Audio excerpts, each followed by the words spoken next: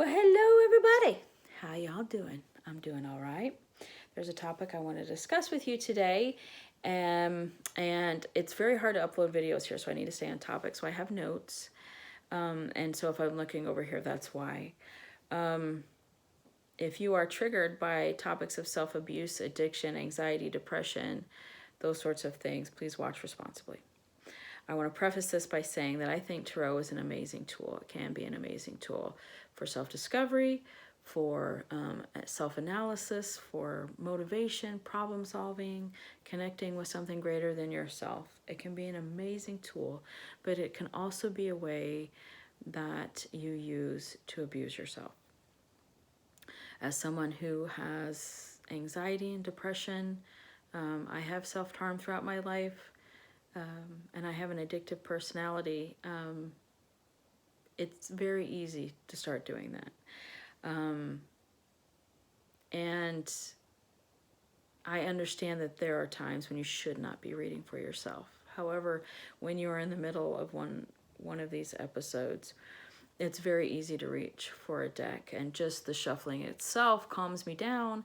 Out pops the sun, and I'm like, oh, tomorrow's going to be great, so, it gives you hope, right? You're looking for anything at that point. And so it's very alluring that way. But when you are particularly self-loathing and you do self-harm, you know that there's kind of like a build-up. You do what you do to abuse yourself, there's a release, and then there's self-loathing, and then it continues. It's a loop. It's a vicious loop. And tarot can be used as one of those ways that you perform self-harm. And you're particularly hating on yourself, and you read the tarot, and you say, yep, I am the reason for all of this. I am horrible, I am disgusting, I'm bad, whatever it is you're saying to yourself, it's that abuse. And then you get the release because you get the confirmation, you get the release, and then you start all over again.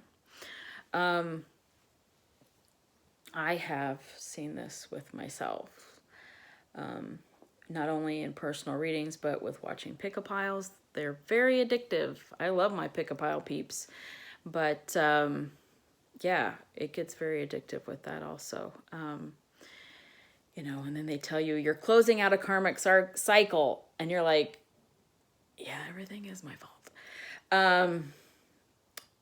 Yeah, and so I really don't want to focus a lot on that part. What I want to focus on is how to break that cycle.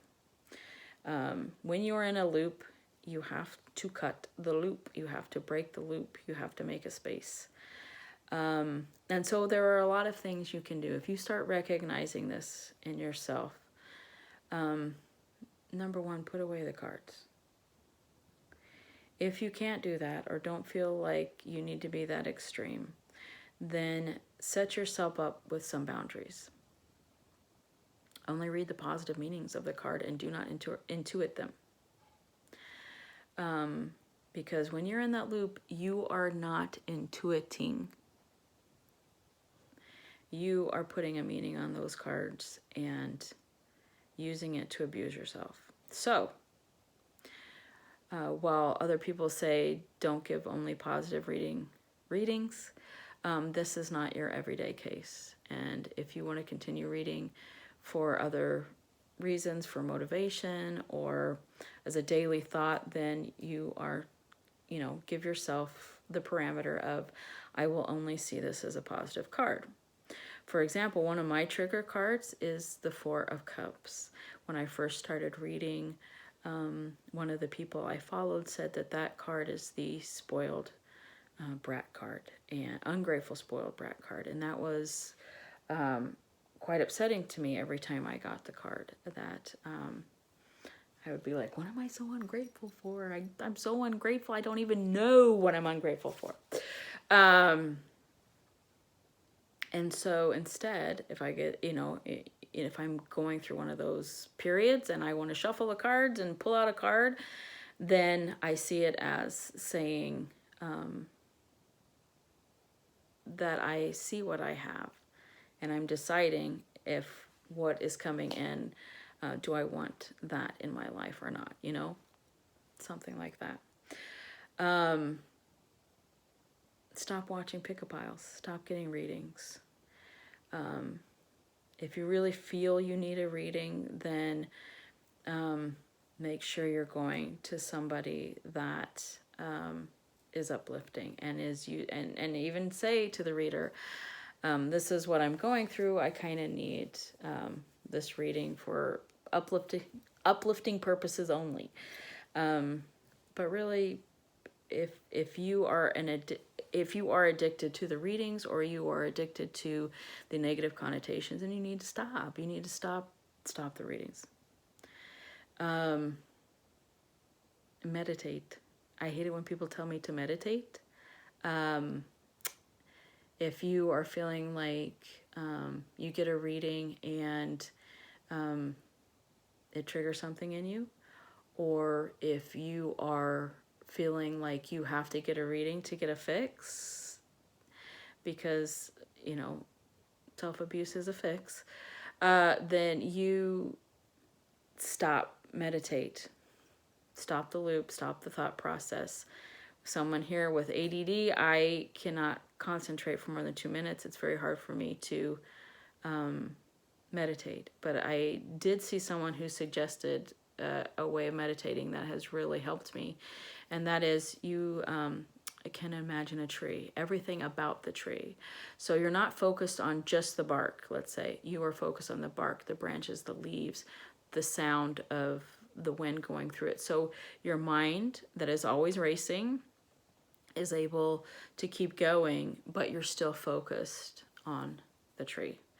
That is very helpful to break out of those thoughts that are happening. Another way is to talk to someone, and I know that is exceptionally difficult. I do not allow myself to be vulnerable. The very few times I have deeply regretted it. And so talking with people about my true feelings or what's going on is next to impossible. I'm not even sharing right now a lot of what I've gone through. Just not. So I know being vulnerable is exceptionally difficult for a lot of people. If you do not have someone that you feel you can talk to, that you know, there are a lot of helplines. There is your doctor. Seek someone out. Talk through it. Get some help. Tarot should be used as a tool to navigate your life, not to dictate it. And not as a way to hurt yourself. And so if you recognize these things, please take the necessary steps to do what you need to do. My door is always open, so you can find me on Instagram and message me.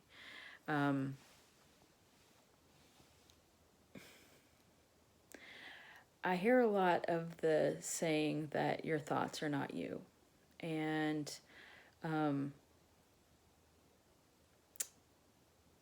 please know that you are a worthy human. You are, just by the very fact that you are here and that you are trying and that you breathe and that you love and that you want better, you are worth the effort it takes to be happy and to be free from these things. So,